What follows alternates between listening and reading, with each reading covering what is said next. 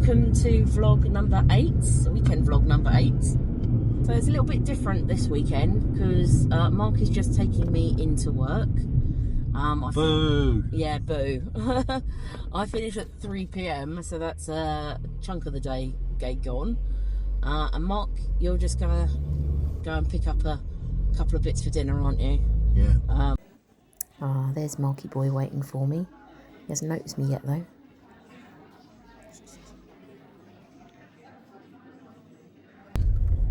Right, I'm out from work, I'm free. I've escaped. Bloody hell. How was your day, Mark? Yeah, it's alright with the little Hampton. Bought some more CDs. You bought more CDs, did you? Yes. It's alright, I'm just going to go through my CD collection, maybe get rid of something. Oh, you? I might do. I did. I did say I would, I said I might do. That was getting my hopes up for no reason, wasn't it? Well, I might do. But the sun is I out. might get someone rid of my cheaper Duplicates. DVDs and all. Oh, yeah. Yeah, well, yeah, why do you need two? I don't need two. Oh, okay. That's what I'm saying, I don't need two, do I? Yeah, but apparently Oh, yeah. we've got a parcel at home waiting for me, haven't we? Have we? Us. Well, you told me it had arrived. What, the curtains? Ah, you just spoilt it. Yeah, I know, but I can't help that. I can't help it if I just grass it up. The exciting life we lead, we've got some new curtains at home. Oh, yeah. I paid £1.50 for those. What is it? Sunglasses. You'll have to show us in a minute. We're getting some food. Oh, shit. Let's go to the pub or something. No, I'm not going to the pub. Go to the thingy. Oh. I haven't got much money and you're going to have to wait, you fucking idiot. Go to the pub for. I'll go to Greg's then. I don't want to go to Greg's. I don't like Greg's. What do you mean you don't like Greg's? I know I don't. I want a meal deal. Oh. You can go to Greg's if you want. Evening. So it's a little bit later now. Mark and I've been home from work for a couple of hours. Something about that, isn't it? I think so, yeah. So I'm now at my desk to start on my quilt. So the first thing I've done is taken my quilt pattern. It's probably the wrong way around just because of the way I'm recording it. And I've just counted the amount of squares that I need for each colour. I've done this grid pattern and I'm going to be doing a square patchwork quilt just because I want it to look a little bit like the Cluedo board itself. And I've also changed my mind on the colour that the rooms are going to be. So I've been looking at pictures of the Cluedo board online, and a lot of them show that the rooms to be like a grey colour. I've seen a few that are yellow, and I just think that's going to bring out the other colours a little bit better than the grey, particularly as there's so much of these colours. So I've counted how many squares I need of each colour. And I've also been out in the week and bought some fabric, and I've tried to work out as best I can how much I need of each, but only time will tell how this goes. So I'll show you what I've got. The light's not great at the moment, but I've got this kind of very light brown, if not beigey coloured, and it's got a little bit of sort of texture, creamy colour in it, and I'm going to use this for the corridors. And then I've got a dark green here. I'd almost call it kind of like a Scrabble green, and that's going to be for the outside of the board. And I've got this very pale yellow, and that is going to be for the rooms. And then I've got this kind of deep Christmassy red, and that is going to be for the walls. There'll also be a little bit of black in the middle for the actual Cluedo name, which I haven't bought yet, but I've probably got enough in my stash somewhere. And then I need a little bit of a different shade of green, maybe a lighter green, a blue, a purple, red, a yellow and white for the characters' starting points on the board. And then another thing is I haven't actually thought about a backing fabric or wadding yet, but the patchwork itself will take me long enough that I've got plenty of time before I need to worry about those. Also, the way I've designed this board is that just zoom in a little bit, we've got the green squares. There's going to be nothing more than actual squares, and the same with the corridor. So I might get started with cutting them out today. When it comes to the rooms and the walls, some of them, the walls, we have a little bit of the wall encroaching into one of the squares. So I will have to go about that a slightly different way.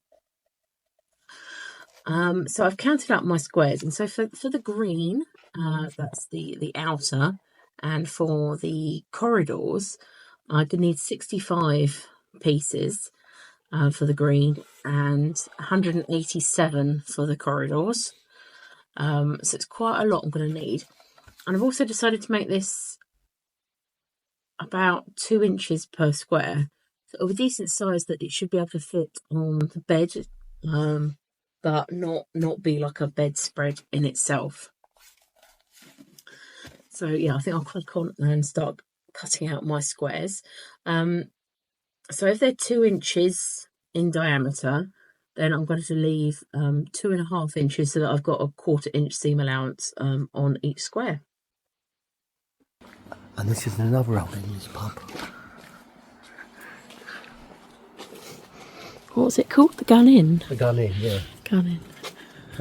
And if you drink too many beers, it's called the Dun Inn. Oh, it's got a cute little outside bar. Yeah, look at that. Yeah. You right, Marky? I'm alright, look at this, look. I've only been here once. Yeah. I can't remember what it's like inside, but I didn't realise it was like this outside.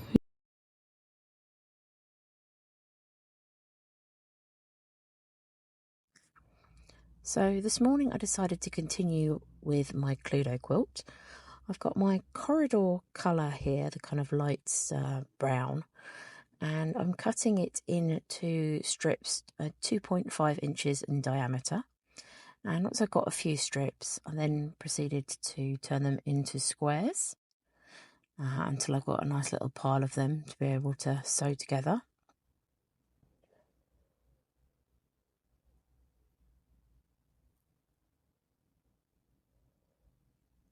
And then I went and dug out some of the Cluedo character colours, as I need a couple of each of these.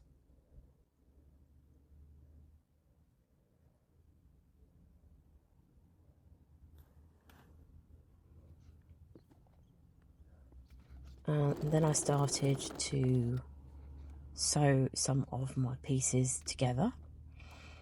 Decided to break it down into squares of 9 by 9. So once I've sewed them together, I then press the seams as I'm going. I've got a Cricut mini press here, which works wonders for this, and I just do it in lots of batches. So there's lots of pressing seams and then sewing strips together. So I've got rows of 9. This takes up a lot more time than you expect.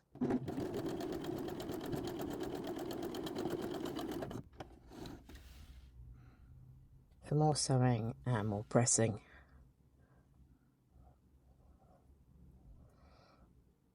And I was trying to get it as lined up as neatly as possible, as overall, because I'm a beginner, I want the effect to be as neat as I can possibly get it, which at this state of time isn't that neat. So some of my squares also need the wall on it.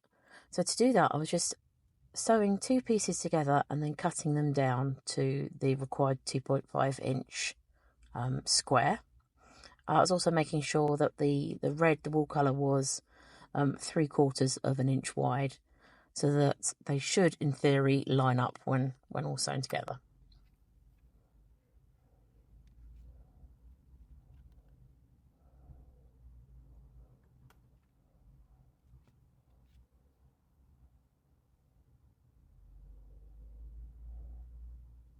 As you can see here, I'm laying out my colours.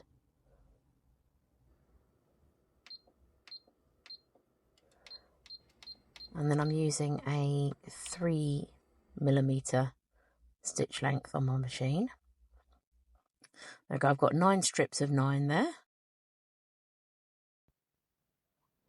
So as I'm sewing these strips together, I'm using these little sewing clips just to help keep my work in place instead of pins as I sew.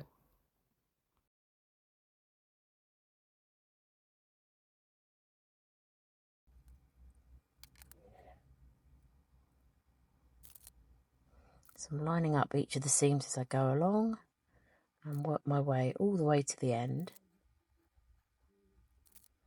And then at the end, I'll just add an extra clip for the last piece, just on the end. There we have it. And now I can go ahead and sew these pieces together.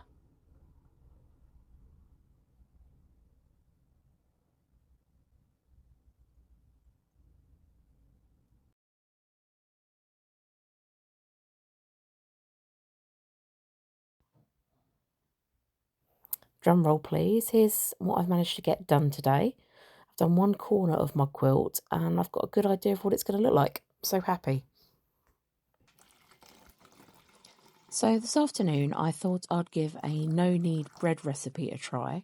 I've seen several recipes online, but I'll link the one that I've used in the video description. So we start off with 4 cups of lukewarm water and dissolve 2 teaspoons of sugar in the water. And then I'm going to go ahead and sprinkle 2 teaspoons of dry yeast onto the surface. We need to leave that to activate for 10 to 15 minutes until we see little bubbles appear on the surface of the water. While we're waiting for that, I'm going to weigh out 500 grams of bread flour. This is strong bread flour I've used. And then also add in 2 teaspoons of salt. To our flour, we add in the wet mixture. And we give that a good stir. It doesn't take long at all, just a minute or so.